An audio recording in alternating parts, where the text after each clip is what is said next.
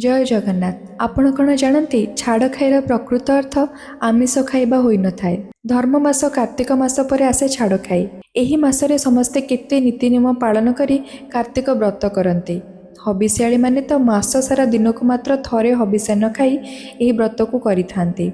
कठोर साधना और समर्पण रे एही व्रतर अंतरे कौन जीव हत्या करिबाटा युक्तियुक्त ना। तेणु हबिष्याली माने कार्तिक मास शेष छाड़ खाई दिन संपूर्ण भाव में खाइबा ही छाड़ी दे थांती, अर्थात उपवास रही थांती। ए तो रहिला छाड़ खाइर धार्मिक विश्वास। एबे चलतु जानिबा वैज्ञानिक मत। जेहेतु कार्तिक मासरे केवल गोटे थर अन्न ग्रहण करी हबिष्याली माने थांती एवं कार्तिक मास परे सेमाने गोटे थरु अधिका थर अन्न ग्रहण करिबा प्रारंभ करती, सेमानक पाचन शक्ति रे तारतम्य आसीबाटा निश्चित।